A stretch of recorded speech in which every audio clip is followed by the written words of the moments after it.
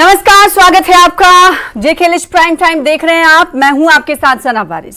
देश की आर्थिक राजधानी मुंबई में आज इंडिया गठबंधन की 2 दिवसीय बैठक हुई।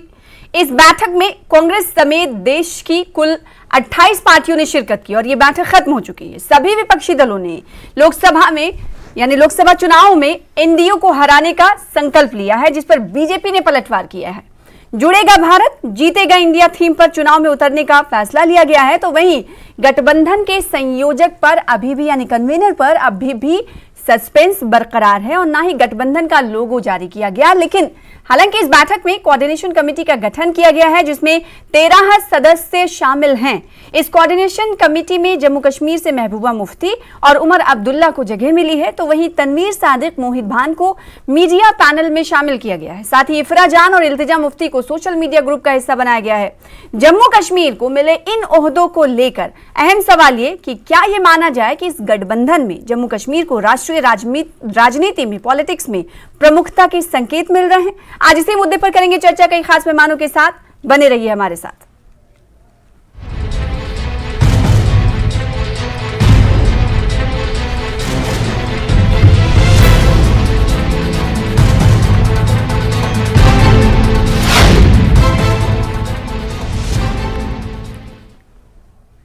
तो राष्ट्रीय राजनीति में जम्मू कश्मीर को क्या प्रमुखता मिल रही है, क्योंकि जो फैसले आज लिए गए उस फैसले को देखते हुए यही सवाल उठ रहे हैं। क्या भारतीय जनता पार्टी को कहीं ना कहीं गठबंधन की तरफ से एक मात देने की कोशिश है? इस तरह के फैसले लेने के पीछे क्या कुछ वजह है? आज इसी को तलाशने की कोशिश करेंगे। हमारे साथ कई खास मेहमान जुड़ रहे हैं, जिनका तारुफ करा दे। अजय भारती साहब एक्स MLC हैं, स्पोक्स पर्सन है भारतीय जनता पार्टी के। हमें ज्वाइन करने के लिए आपका स्वागत। इसके अलावा वेद महाजन साहब हैं, आप भी एक्स MLC हैं, हालांकि कांग्रेस पार्टी से आते हैं, आपका वेलकम करते हैं। इसके अलावा सीनियर लीडर नेशनल कॉन्फ्रेंस हमारे बीच मौजूद हैं, एडवोकेट मुजफ्फर इकबाल खान साहब, आपका भी वेलकम करते हैं।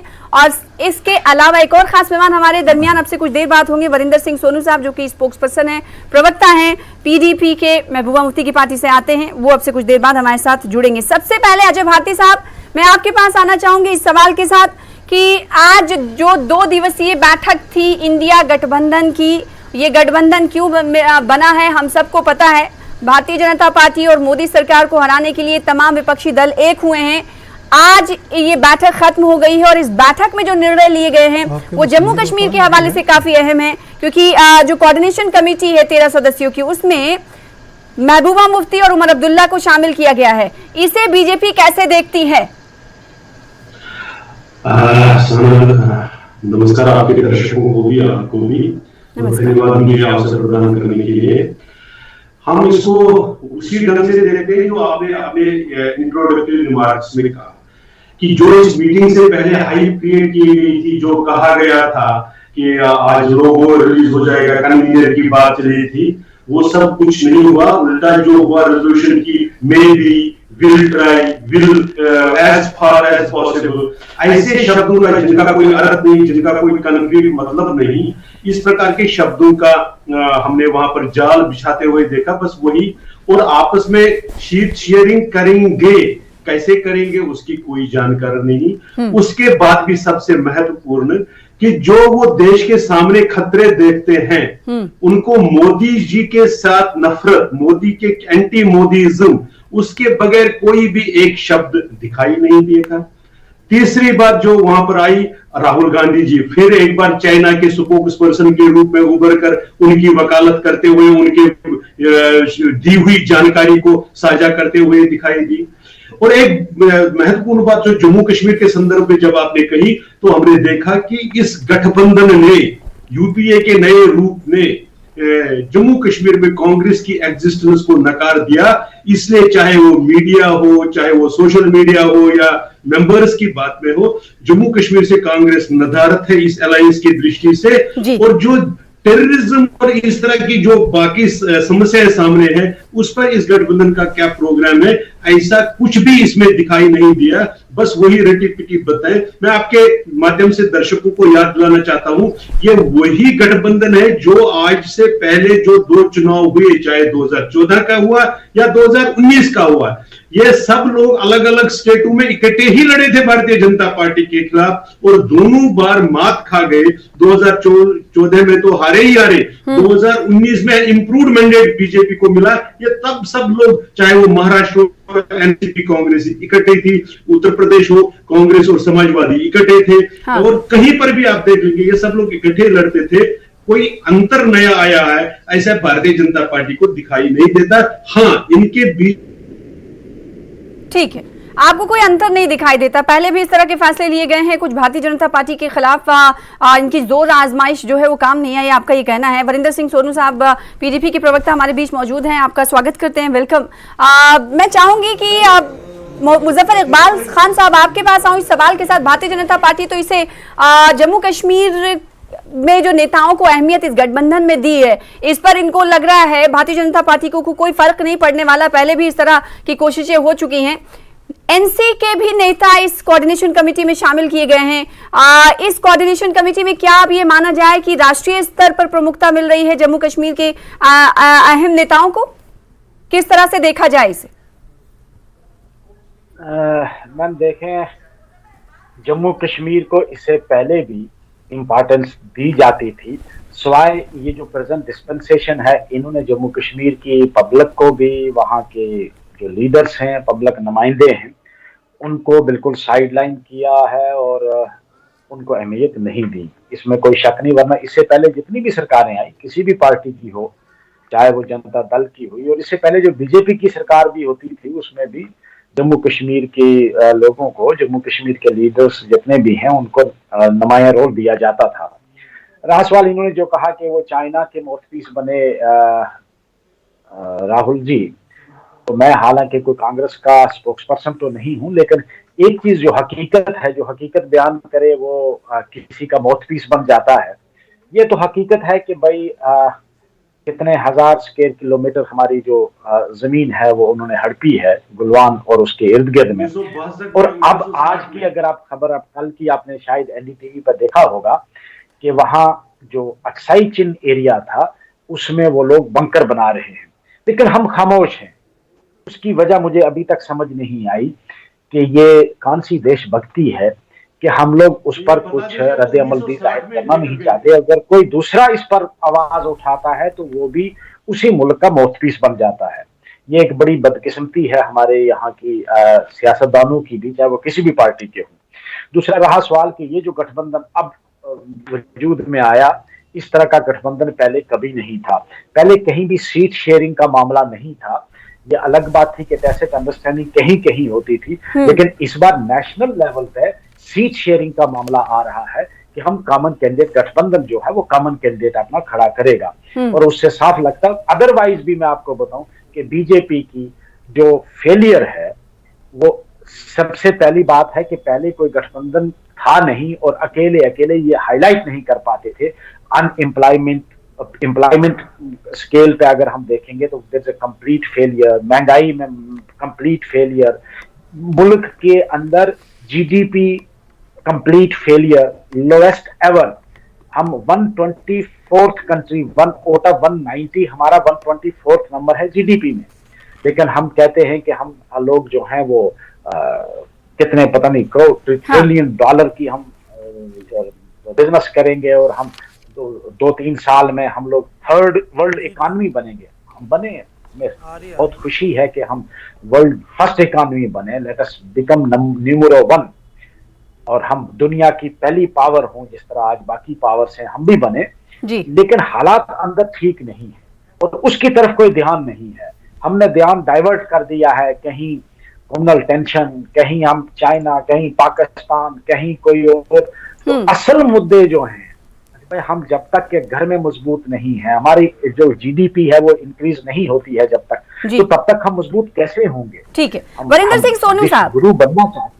क्या इस कदम से कोऑर्डिनेशन कमेटी में महबूबा मुफ्ती और उमर अब्दुल्ला को जो शामिल किया गया है, क्या इंडिया गठबंधन ने ये वो काट खोजने की कोशिश की है जो भारतीय जनता पार्टी सिरमौर के तरीके से जम्मू कश्मीर को लेकर हमेशा आगे रहती है? क्या ये माना जाए कि इसी कोशिश के तहत इंडिया गठबंधन ने ये दांव चली है? देखिए, ऐसे है कि आज जम्मू कश्मीर के जो दोनों फॉर्मर चीफ मिनिस्टर हैं, इंडिया अलायंस का हिस्सा हैं, उनको कोऑर्डिनेशन कमेटी में शामिल किया गया। तो मैं समझता हूं कि पूरे जम्मू कश्मीर के लिए अच्छी बात है कि हमें एक स्टेट, छोटी स्टेट से 2 लोगों को कोऑर्डिनेशन कमेटी में रखा गया।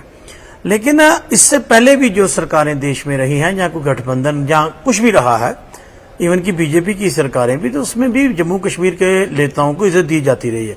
लेकिन बड़े दुख के साथ कहना पड़ता है कि पिछले 5 सालों से ये जो सरकार चल रही है, इनका तो काम ही सिर्फ एक बन चुका है कि जम्मू कश्मीर के लोगों को डिसएम्पावर करना है, जम्मू कश्मीर के लोगों को डिग्रेड करना है, जम्मू कश्मीर के नेताओं के खिलाफ पूरे देश में ये बताना है कि ये सारे नेता जो हैं चोर हैं। ये मैं नहीं कहता जी बीजेपी का झंडा है जो जम्मू कश्मीर के नेताओं के ऊपर रखा जाता था। दूसरी बात इसमें बड़ी क्लियर है कि इंडिया एक अलायंस बना है जिसमें नेशनल कॉन्फ्रेंस भी मेंबर है, पीडीपी भी मेंबर है। वहां से उन्होंने ग्रुप बनाए हैं, कोऑर्डिनेशन कमेटी बनाई है, मीडिया के ग्रुप बनाए हैं, सोशल मीडिया के ग्रुप बनाए हैं और सभी पार्टियों को उसमें नुमाइंदगी दी है। लेकिन यहां तक मैं अजय भारती साहब मेरे भाई हैं, मैं इनको सुन रहा था भाई, मैं एक इनके स्पोक्स पर्सन एक पहले भी मेरे साथ एक दिन डिबेट पे थे भाई, सीट शेयरिंग इंडिया ने करनी है, हमने करनी है, तो परेशानी भारतीय जनता पार्टी को क्या है? एनडीए, आपने एनडीए बनाया है, आप कहते हैं ये वही लोग हैं, इनका कोई एजेंडा नहीं है। मुझे बताइए, नीतीश कुमार साहब आपके साथ भी रहे हैं, हमारे साथ भी आपने सरकार बनाई है, शिवसेना उद्धव ठाकरे आपके साथ रहे हैं। आप मुझे बताइए, जब आपके साथ को होता है तो वो देशभक्त होता है, जब आपकी पॉलिसियों के खिलाफ जाता है तो वो देशद्रोही हो जाता है। ये कहां का मापदंड है? और दूसरी बात इसमें मैं इनसे कहना चाहता हूं कि आप हमारी सीट शेयरिंग की चिंता मत कीजिए। आपने तो एनडीए में वो पार्टियां भी शामिल की हैं शायद जिनका पूरे देश में कारपोरेटर भी नहीं है, तो जिस पार्टी का हम नाम भी नहीं जानते। हम ये कहना चाहते हैं कि आप हमारी चिंता मत कीजिए। जिस देश ने आपको मैंडेट दिया था 2014 में, आपको मैंडेट दिया था, लोगों ने एब्सोल्यूट मेजॉरिटी दी थी, क्यों? क्योंकि वो कुछ नया चाहते थे। आपने पिछले 10-9 सालों में मुझे बताइए, एक भी वो काम जो आपके इलेक्शन मैनिफेस्टो में था, आपके एजेंडे में था, आपने वो पूरा किया? आज देश कहां पहुंचा दिया? सबसे बड़ा मुद्दा आज बेरोजगारी है। जम्मू कश्मीर के 40% नौजवान जो हैं वो बेरोजगार हैं। ठीक है, लौटेंगे वरिंदर साहब, हाँ लौटेंगे, क्योंकि वेद महाजन साहब का भी रिएक्शन आ जाना जरूरी है। फिर अजय भारती साहब कुछ कह रहे थे, आपका रद्देमल प्रतिक्रिया लेंगे। वेद महाजन साहब, जम्मू कश्मीर से 2 बड़े नेताओं को जगह मिली है कोऑर्डिनेशन कमेटी में, इसका खैर मकदम कर रहे हैं, स्वागत कर रही है पीडीपी। भारतीय जनता पार्टी ने कहा है कि कुछ पहले भी इस तरह की कोशिशें हुई हैं और वो कोशिशें जो है कामयाब साबित नहीं हुई हैं। जो 2 अहम ओहदे मिले, इस ओहदे को किस तरीके से आप देखते हैं? और क्या ये माना जाए भारतीय जनता पार्टी जो जम्मू कश्मीर को लेकर हमेशा तत्पर रहती है, तो क्या इसका इंडिया की तरफ से इस तरह का ओहदे का चूज करने का मतलब फैसला, आप इसके पीछे यही वजह मानते हैं, मकसद यही मानते हैं? देखिए, भारतीय जनता पार्टी अब बुखलाहट में है, क्योंकि उनको मालूम है कि उनके डेज आर नंबर्ड, और इसलिए वो हर बात पे ऊपर मतलब उनको कोई ना कोई बहाना चाहिए। कल तक ये भी कह रहे थे कि अलायंस ये बनने से पहले ही बिखर जाएगा, लेकिन आपने देखा कि ये 2 दिन की मीटिंग में कितनी स्मूथ मीटिंग हुई और किस तरह से 13 मेंबरी कोऑर्डिनेशन पैनल बना, सारी चीज़ें टाइमली तय हो गई। तो इसलिए मैं समझता हूँ ऐसी कोई बात नहीं है। ये अलायंस के स्टेक्स बहुत हाई हैं, क्योंकि हमने ये देखना है कि इस मुल्क को कैसे बचाया जाए, मुल्क की डेमोक्रेसी को कैसे बचाया जाए, इस तानाशाही सरकार से कैसे निजात हासिल की जाए। तो ये सारी चीज़ें हैं मुल्क के सामने, और इन्होंने तो इस मुल्क का हालात इतने ख़राब कर दिए हैं कि धर्म के नाम पे लोगों को लड़ाया जा रहा है। आपने देखा महंगाई की क्या हालत हो गई है, आम आदमी पीस के रह गया है। तो मुझे नहीं लगता, अब भारतीय जनता पार्टी को परेशानी ये है कि वो नहीं समझते थे कि इतनी जल्दबाजी में ये इंडिया अलायंस का ये सारा कुछ जल्दी हो जाएगा।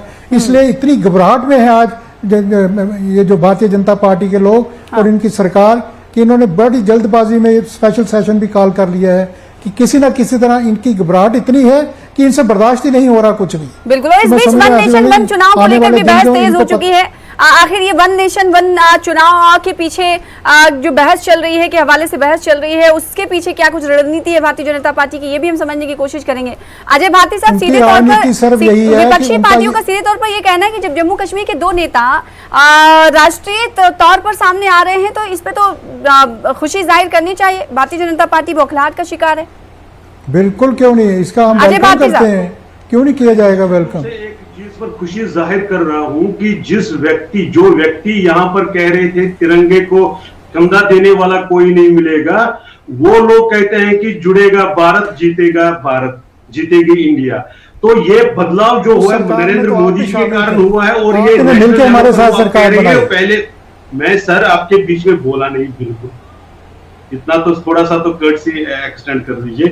तो मैं साना जी बिल्कुल यही कहना चाहता हूं कि अभी जो मेरे से पहले दो प्रवक्ताओं ने कहा कि इस सरकार ने जम्मू कश्मीर के नेताओं को वो इंपॉर्टेंस नहीं दी। हाँ, बिल्कुल उसका कारण बताता हूं, क्योंकि इससे पहले जो सरकारें थी वो पीस को परचेज करने में विश्वास करती थी, हम पीस को एस्टैब्लिश करने में विश्वास करते हैं।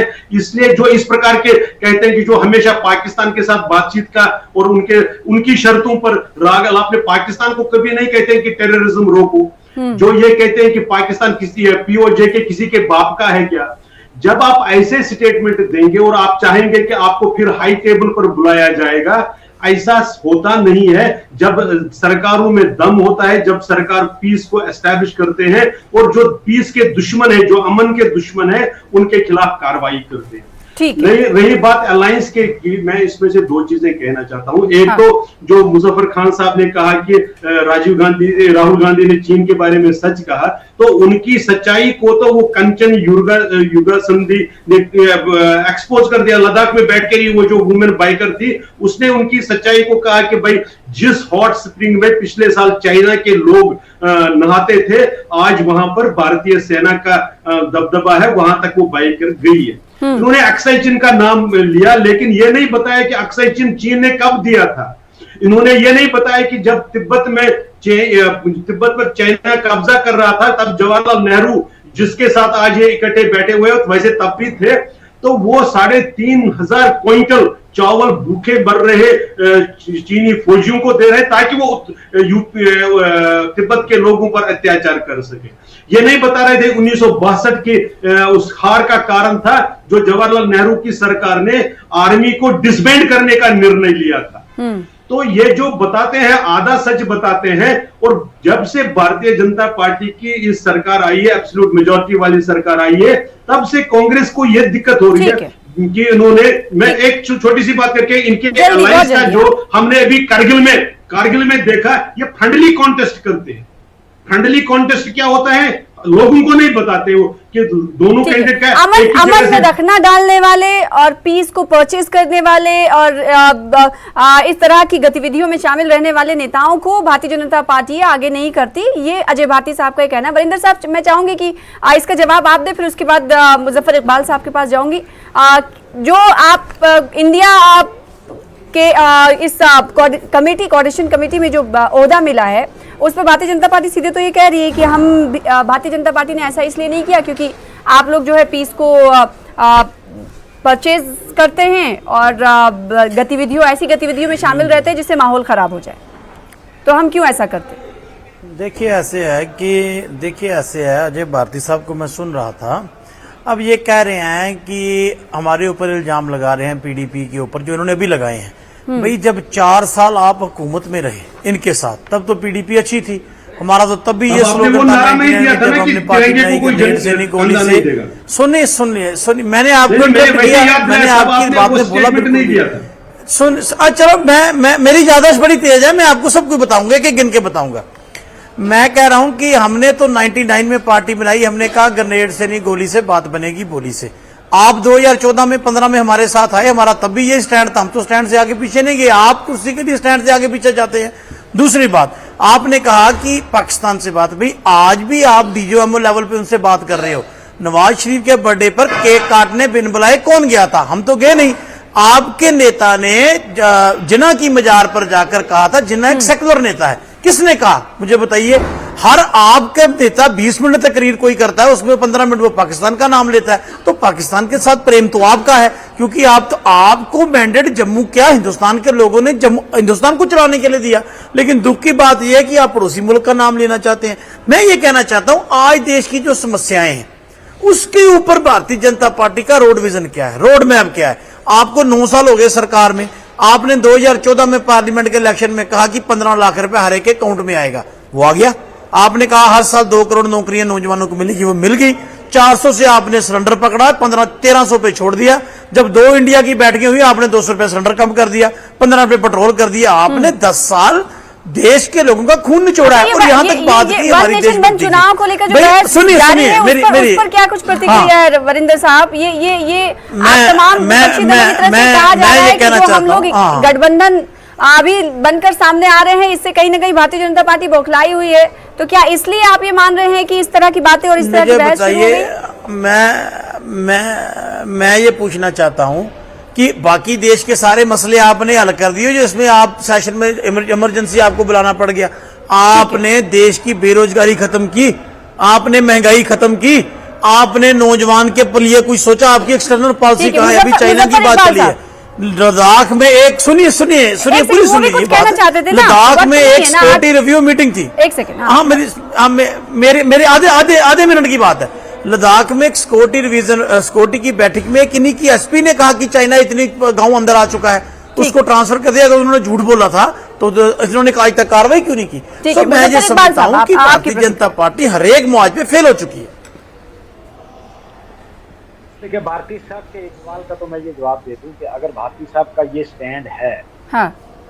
कि गुलवान वैली में जो 20 नौजवान हमारे शहीद हुए और उसके बाद जो हड़प की है जगह वो हमने वापस ले ली, तो मैं माफी मांगता हूँ जी। दूसरा रहा सवाल जो आपने एक सवाल पूछा कि 1 नेशन 1 इलेक्शन, ये एक बहुत ही थॉटलेस प्रोसेस है। मेरी समझ में आज तक ये नहीं आया। पहली बात तो ये है कि इसमें बहुत सारी कॉन्स्टिट्यूशनल अमेंडमेंट की जरूरत पड़ेगी। दूसरी बात ये है क्योंकि ये सरकार जो है ये कुछ सोच समझ कर कोई फैसला लेती नहीं। आप फॉर एग्जांपल अगर 24 में जो इलेक्शन होता है, एक हंग पार्लियामेंट आ जाता है, आप पूरी रियासतों के भी साथ ही इलेक्शन करवाते हो।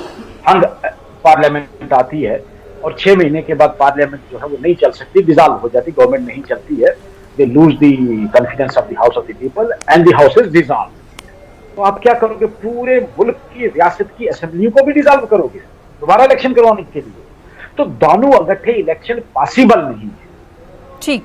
इतनी गवर्नमेंट गिर जाती है, गवर्नमेंट गिर जाती है। कांग्रेस पर भी हमलावर अजय भारती नजर आए हैं और इस ओहदे पर भी उन्होंने कटाक्ष किया है कि उन लोगों को हम शामिल ही नहीं करना चाहते जो अमन की भाषा नहीं बोलते, जो ऐसी गतिविधियों में शामिल रहते हैं जो जिससे माहौल खराब होता है। देखिए, ये जो बीजेपी वाले ये कह रहे हैं बात, मैं इनसे ये पूछना चाहता हूँ कि जब इनकी पीडीपी के साथ सरकार थी तो उस समय ये सर्टिफिकेट देते थे कि ये बहुत अच्छी पार्टी है। उस समय ये सर्टिफिकेट देते थे लोगों को। मैं इनसे पूछना चाहता हूँ ये अपना रंग क्यों बार बार बदलते हैं? और इनसे इनके प्रधानमंत्री से पूछिए, वो जाते रशिया हैं, पहुंच जाते हैं बिरयानी खाने पाकिस्तान, तो इनसे कोई पूछने वाला नहीं है। इन सब चीजों का जवाब जो आने वाले टाइम पे इनको देना पड़ेगा। दूसरी बात जो अहम बात जो बार बार ये चाइना के बारे में कहते हैं, देखिए ये कहते हैं कि राहुल गांधी झूठ बोलता है। अब राहुल गांधी साहब जब वहां पे गए तो वहां के लोकल लोगों ने बोला कि ये जो जमीनें हैं जहाँ पे हमारे जानवर चरते थे, ये सारी जमीनों पे आज हम जानवर नहीं चरा सकते क्योंकि वो जमीनें चाइना के पास हैं। कही थी राहुल गांधी ने, वो कहीं ना कहीं वहीं पर साफ हो गई। मैं बताता हूँ ना, मैं एक अपना जाती एक्सपीरियंस, मैं अपना एक पर्सनल एक्सपीरियंस बताता हूँ। 2008 में मेरा बिजनेस था टावर लगाने का। जी जल्दी। मैं कुछ कंपनियों के टावर मैंने लद्दाख में भी लगाए हैं और मुझे याद है कि 2008 में मैंने 18 टावर लेह लद्दाख में लगाए और आज की डेट में मैं ये बात कह सकता हूं कि उनमें से जो 4 टावर जहां पे लगे थे वो जमीनें आज चाइना के पास हैं। तो इसका कौन जवाब देगा? ये हर उस बात को जो है वो उसको कहते हैं कि झूठ बोल रहे हैं। झूठ तो सबसे बड़ा ज्यादा आप बोलते हैं, हम तो नहीं बोलते। हम तो जब सच्चाई कहते हैं आप उसको बोलते हैं कि झूठ बोल रहे हैं। तो इसलिए मैं समझता हूँ कि सबसे बड़ी बात यह है कि आज ये बुखला गए हैं। अभी तो तीसरी मीटिंग हुई है, इनकी ये हालत हो गई कि इन्होंने एक स्पेशल सेशन कॉल कर लिया है। वन नेशन वन एमनेंट अभी तो सिर्फ तीसरी मीटिंग हुई है, आगे आगे देखिए होता है कि तमाम विपक्षी गठबंधन अभी आगे देखिए नेताओं की तब तरफ क्या से होगा। कहा जा रहा है। तो भारतीय जनता पार्टी जो रणनीति चेंज कर रही है उसके पीछे यही वजह मान रहे अजय भारती तमाम दल। कल भी मैं किसी चैनल में बैठा था तो यही कह रहे थे बीजेपी वाले कि ये तो बिखर जाएगा, सारा अलायंस बिखर ही जाएगा। इनको तो इतनी परेशानी है हमारे इस अलायंस की। बोलने दीजिए, लेकिन आप तो आपने वैसे देखा कि भी कितनी स्मूथली मीटिंगें हुई और कितनी स्मूथली इनको आपने मुझे कहा कि इन्हीं को तीसरी वेट मीटिंग को में ही इस तरह के फैसले लिए जाने लगे अरे हैं। वो चुप रहेंगे आगे आगे तो देखिए आप तो होता है उनको क्या, भी तो ये बोलना कह रहे शुरू हैं कर दीजिए। अजय भारती साहब विपक्षी दल खासकर कांग्रेस। तो बोले ना चुप करने के लिए डिस्टर्ब सेकंड। कर रहे हैं। वेद तो साहब गलवान का जिक्र किया खान साहब ने, तो उनको बता दीजिए कि जहां पर चाइनीज फौजियों की जो हालत मार मार करते 100 से ज्यादा कैजुअलिटीज हुई वहां पर। और दूसरा उन्होंने नहीं बताया कि 1962 में क्या हुआ था, किनकी हुकूमत में हुआ था, अक्सर चिनकना। रही बात यहां पर जो बात आप कह रहे हैं कि जब आप पार्लियामेंट में वन नेशन वन इसकी बात कर रहे हैं, तो ये 2014 से प्रधानमंत्री जी ने शुरू किया पहले दिन, क्योंकि हर दिन कहीं ना कहीं कोड ऑफ कंडक्ट लगा रहता है, हर दिन चुनाव होते रहते हैं, तो समय और पैसा दोनों बर्बाद होते हैं। रही बात एक फिक्र की, इन्होंने कही कि अगर पार्लियामेंट मिडवे में ऐसा पॉसिबल हो पाएगा क्या?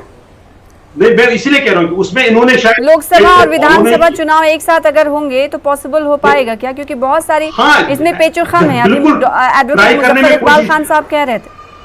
नहीं, मैं इसीलिए उसी का मैं कह रहा हूं कि उसमें पार्लियामेंट की टर्म फिक्स रहती है। वो जो डिबेट हुआ है उसमें एक ऑप्शन ये है कि पार्लियामेंट की टर्म डिबेट रहेगी। सरकार को अगर नो कॉन्फिडेंस कोई लाता है सरकार के खिलाफ, तो उसको कॉन्फिडेंस मोशन भी साथ लानी पड़ेगी कि किसके parliament will not gate dissolve before it is full term, या असेंबली फुल टर्म से पहले नहीं होगी। तो उस पर जो आखिर कमेटी बनाई गई वो इन्हीं पहलुओं को चर्चा करने, ये बिना डिस्कशन किए वो बात को खत्म करना तो नहीं होता है। नहीं तो बता ही रहे हैं ना कि तमाम विपक्षी नेता ये कह रहे हैं कि अभी जो मौजूदा वक्त में ये कमेटी बनाई गई है, इसका मतलब ये है कि भारतीय जनता पार्टी बौखलाई हुई है। नहीं, हम तो 2014 से इसके बारे में, प्रधानमंत्री जी ने 2014 से लगातार इस पर चर्चा करी है। ये कोई पहली बार करी है? ये तो इसलिए ये उसको अपने साथ जोड़ रहे हैं। वास्तविकता ये थी कि 2014 में पार्लियामेंट प्राचीर से लाल किले के वेद साहब का रिएक्शन ले लूं, फिर उसके बाद डिबेट को खत्म करेंगे। वेद साहब ये कह रहे हैं 2014 से ही हमने ये सोच रखा था और इस पर बातचीत होती रही है। अभी इस पर मैं ये कहना चाहता हूँ कदम बढ़ाया गया। हाँ, कि अभी रिसेंटली पार्लियामेंट का सेशन खत्म हुआ है, क्या ऐसी जरूरत थी इनको पार्लियामेंट का सेशन कॉल करने की?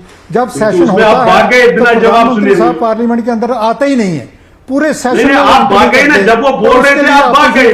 नो कॉन्फिडेंस मोशन लाना पड़ा ताकि प्रधानमंत्री किसी तरीके से भी पार्लियामेंट में आए और मणिपुर को उनको वो अपना बयान दे दे। एक तरीका ढूंढा अपोजिशन ने इनको पार्लियामेंट बुलाने का। तो मुझे नहीं समझ आती कि आज इतनी क्या इमरजेंसी थी कि जिसके लिए इनको इमरजेंसी सिर्फ यही थी कि इनको नजर आ रहा है कि इंडिया अलायंस कितनी मजबूती से और कितनी तेजी से बढ़ रहा है। यही रीजन है। दूसरी बात मैं इनको कहना चाहता हूँ, इन्होंने 62 की बात की।